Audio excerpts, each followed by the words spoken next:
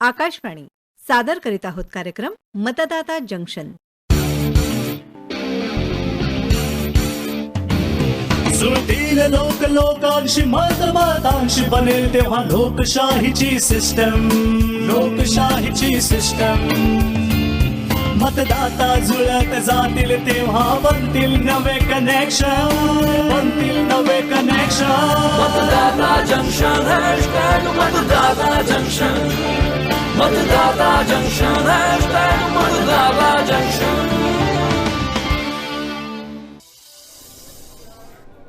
चला, आपण सर्वांनी तर मतदान केलं. आता फक्त शेवटचा म्हणजेच 7वा टप्पा शिल्लक आहे. आता त्या निवडणूक क्षेत्रातल्या मतदारांना आपल्या मताधिकाराचा उपयोग करायचा आहे आणि 4 जून रोजी ह्या निवडणुकांचे निकाल सुद्धा जाहीर होतील. आणि सुरेश भाऊ, तुम्ही जे म्हटलं होतं ना ते अगदी खरं होतं बरं का. म्हणजे खरंच मतदान केंद्रावर जाऊन इतकं छान वाटलं, काय सांगू तुम्हाला. आणि तिथे सगळ्या प्रकारच्या सुविधा उपलब्ध होत्या. सुरक्षित वातावरण, स्वच्छ पाणी, स्वच्छ शौचालय आणि त्याबरोबरच लहान मुलांसाठी आणि स्तनपान करणाऱ्या मातांसाठी स्वतंत्र खोली देखील. आणि इतकंच नाही तर महिला, पुरुष तसंच ज्येष्ठ नागरिक आणि दिव्यांगांसाठी स्वतंत्र रांगा होत्या. खरं आहे. आणि स्वयंसेवक सुद्धा होते. ठिकठिकाणी पथदर्शक सूचना होत्या. उकाड्याचा त्रास लक्षात घेता सावली मिळण्याची सुद्धा व्यवस्था केलेली होती. त्याचप्रमाणे दृष्टीबाधित मतदारांसाठी ईव्हीएम मशीनवर ब्रेल लिपीमध्ये सूचना सुद्धा होत्या. अरे वा, कोणतीही सबब न देता तुम्ही मतदान केलं हे ऐकून खूप आनंद झाला. आणि आमच्या टीनाने तर ना आयुष्यात पहिलं मतदान केलं आणि तिच्या आनंदाला तर पारावरच काही उरलेला नाहीये आता. हो ना, I am so happy. First time vote देण्याची गंमत वेगळीच आहे. वा वा, अभिनंदन. मतदान देने जाएंगे भारत के लिए. नमस्कार मित्रांनो, मतदाता जंक्शनच्या दुसऱ्या सीझनच्या शेवटच्या भागात आपण येऊन पोहोचलो आहोत आणि त्यासोबतच लोकसभा निवडणुकीचा शेवटचा टप्पा सुद्धा चालू आहे. म्हणजे कसं ना, अगदी थोडासाच भाग शिल्लक आहे या प्रक्रियेचा.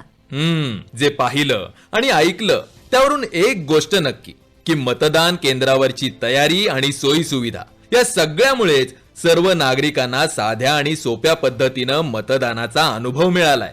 तुला सुद्धा असंच वाटतं की नाही? हो ना, नक्कीच. आणि आज आपण शेवटच्या भागात भारताचे मुख्य निवडणूक आयुक्त श्री राजीव कुमार यांच्याशी झालेली चर्चा ऐकूया. हो नक्की, चला ऐकूया. सर, आपका बहुत बहुत स्वागत है कार्यक्रम में. धन्यवाद. सभी श्रोताओं को सर्वप्रथम इस अंतिम मतदाता जंक्शन के एपिसोड में नमस्कार.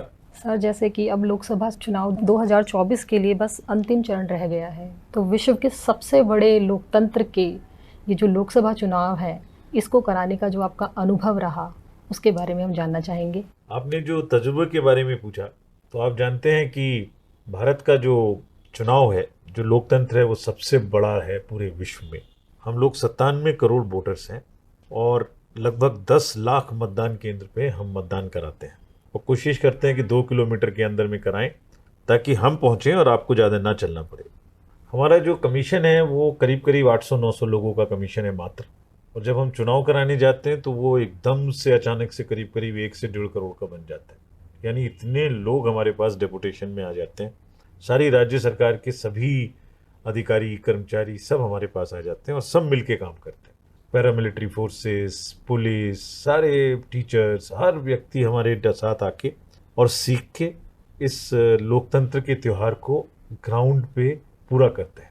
तो सर्वप्रथम हम उनको बहुत बहुत धन्यवाद देना चाहते हैं कि 2 साल से वो लोग मेहनत कर रहे थे और मुझे पूरी उम्मीद है, जैसी रिपोर्ट्स मिलती हैं, कि उन्होंने आपके समक्ष जाके अच्छे से बूथ सेटअप किए और सभी वोटर्स ने भी बहुत बढ़ चढ़ के हिस्सा लिया.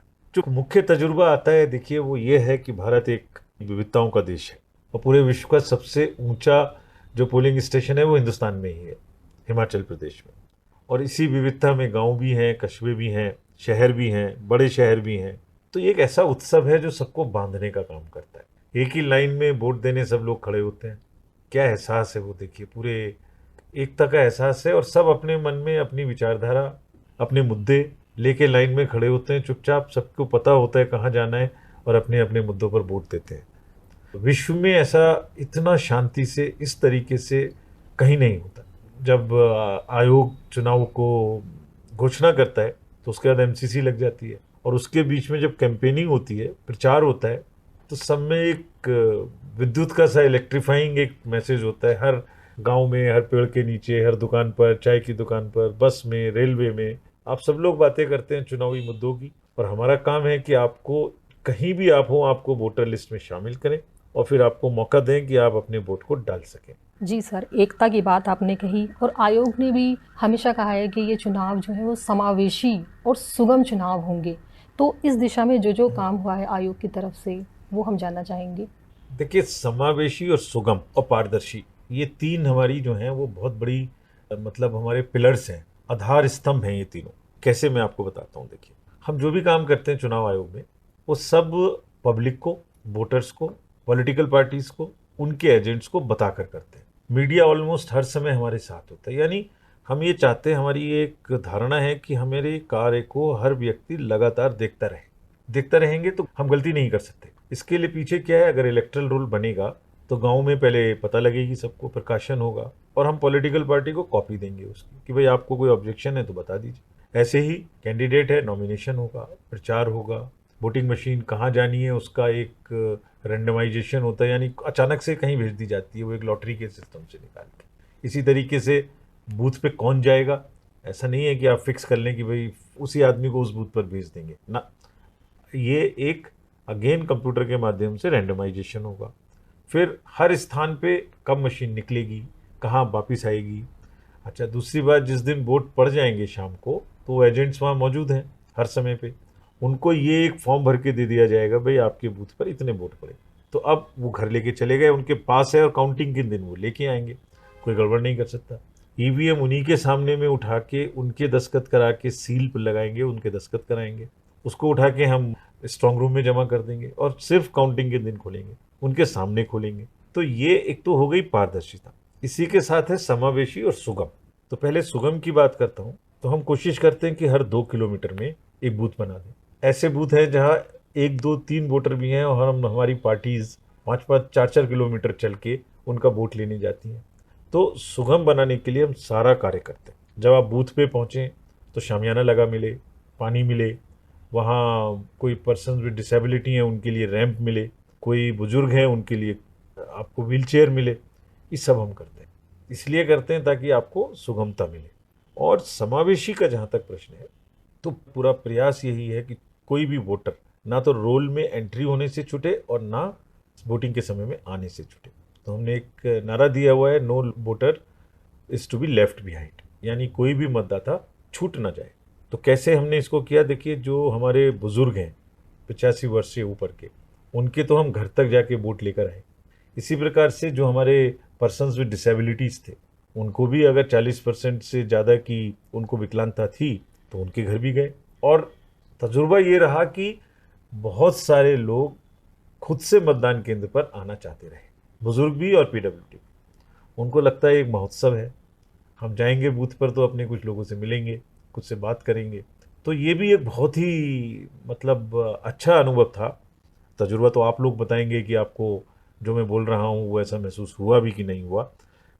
जी, और इस बार हमने देखा कि मतलब हर क्षेत्र से आपने नामी हस्तियां कहें या कलाकार कहें, खिलाड़ी कहें, सबको जोड़ने का काम जो आयोग ने किया, तो इसका क्या असर इन 6 चरणों में आयोग ने देखा? सबसे पहले तो जितने भी सेलिब्रिटीज़ ने हमारे साथ जुड़े, मैं उनको धन्यवाद देना चाहता हूँ। फिल्म इंडस्ट्री से, स्टार्टअप से, और हर क्षेत्र से लोग हमारे साथ अपने से जुड़े और स्वेच्छा से जुड़े और बिना पैसा लिए जुड़े। ये बहुत बड़ी बात है। आपने देखा होगा कि इस बार सारे टीवी में आपको मैसेजेस भी आए। इस बार शुरू में वोटिंग के दिन भी व्हाट्सएप भी आए, मैसेजेस भी आए, कॉल्स भी आई। बहुत प्रयास किया था इस बार हमने, और सेलिब्रिटीज़ बहुत भारी मात्रा में आए। और सारे जो सोशल मीडिया के भी सेलिब्रिटीज़ थे, जो भी इन्फ्लुएंसर्स जिनको बोलते हैं, वो आए। बहुत सारे स्कूल कॉलेजेस से, मैं आपको बताता हूँ, बहुत सारे कॉलेजेस से कुछ यूथ जो फर्स्ट टाइम वोटर्स थे, वो हमारे काइंड ऑफ एम्बेसडर बन के भी काम कर रहे थे। आने वाले समय तक अगर किसी मान लिया युवा मतदाता ने आज अपने कॉलेज में, अपने मोहल्ले में, अपने गांव में कुछ जागरूकता का काम किया, या खुद 10 लोगों को वोट देने लेके आए, तो वो आने वाले समय तक बहुत भरे हमारे एम्बेसडर्स बन के रहेंगे। और मुझे लगता है कि जितनी भी परसेंटेज वोटिंग हुई आने वाले कल के फेज़ में वो उससे भी ज़्यादा होगी, लोग और बढ़ चढ़ के आएंगे। जी, और इस बार हमने देखा कि फर्जी खबरों को रोकने के लिए और गलत सूचनाओं पर प्रतिबंध लगाने के लिए आयोग ने पहले से ही बड़ी तैयारी की है, तो वो जो तैयारियां रही उसके बारे में हम जानना चाहेंगे। देखिए, मैंने अनाउंसमेंट के भी समय कहा था कि झूठ का एक बहुत बड़ा बाजार चलता है, लेकिन अगर आप पीछे मुड़ के देखेंगे करीब करीब 70 दिन हो गए, तो इस बार AI का यूज़ बहुत ज़्यादा नहीं हुआ। इसके पीछे बहुत मेहनत थी।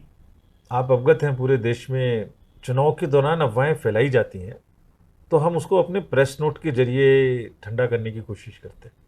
जैसे एक बहुत बड़ी अफवाह चलाई गई कि वोटर्स का संख्या बढ़ा दी। अरे भाई, हिंदुस्तान में कौन वोटर्स की संख्या बढ़ा सकता है? हमारा एक एप्लीकेशन है जिसमें कॉन्टिन्यूअस असेंबली वाइज डाटा पड़ा हुआ है, कितनी वोटिंग हुई। फिर भी अफवाह फैला दी, चलती रही। फिर आखिर में जाके माननीय उच्चतम न्यायालय को उसको सेटल करना पड़ा। तो बीच में EVM का मुद्दा उड़ा दिया। अरे भाई, पहले पूछ लेते हमसे, हमें चिट्ठी लिख दो, हम जवाब दे देंगे आपको कि क्या चीज़ है। अच्छा, देने की ज़रूरत नहीं है, हमने वेबसाइट पे दोनों चीज़ों के बारे में पूरी जानकारी डाली हुई है। EVM का पूरा एक चैप्टर लगा हुआ है, उसमें क्वेश्चंस हैं, क्वेश्चंस के जो आप कुछ प्रश्न पूछ सकते हैं उसके आंसर उसमें दिए हुए हैं।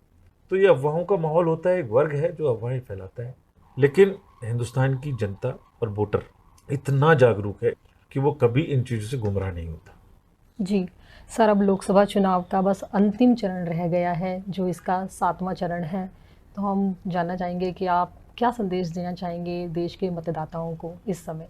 देखिए, सबसे पहले तो कल चुनाव है, अंतिम चरण है, तो अंतिम चरण के जो मतदाता हैं, अगर कल सब मतदान करने आ जाएं, तो हमारी जो भी थोड़ी सी परसेंटेजेस में सुधार होगा वो हम विश्व का कीर्तिमान स्थापित करने की तरफ बढ़ेंगे।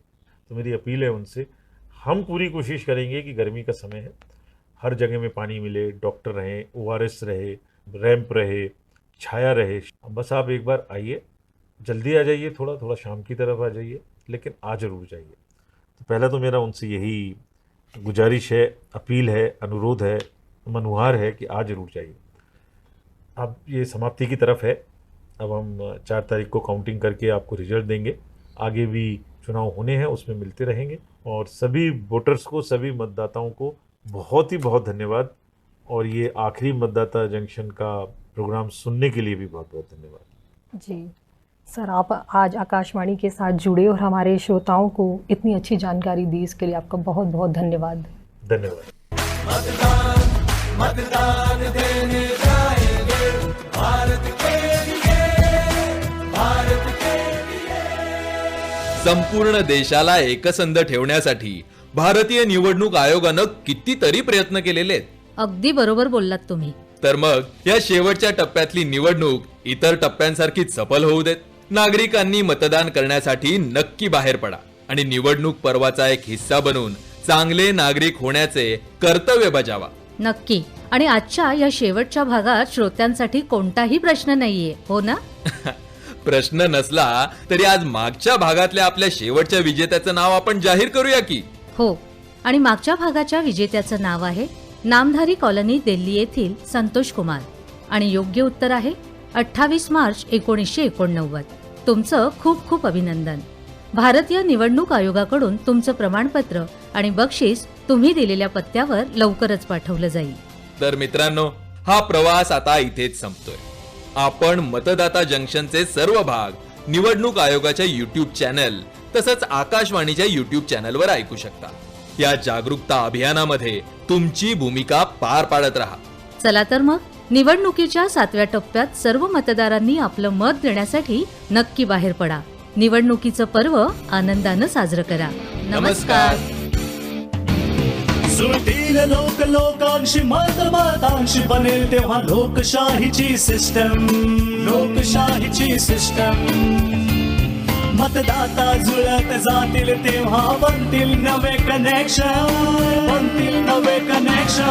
मतदाता जंक्शन हॅशटॅग मतदाता जंक्शन, मतदाता जंक्शन हॅशटॅग मतदाता जंक्शन. आपण ऐकत होतात कार्यक्रम मतदाता जंक्शन.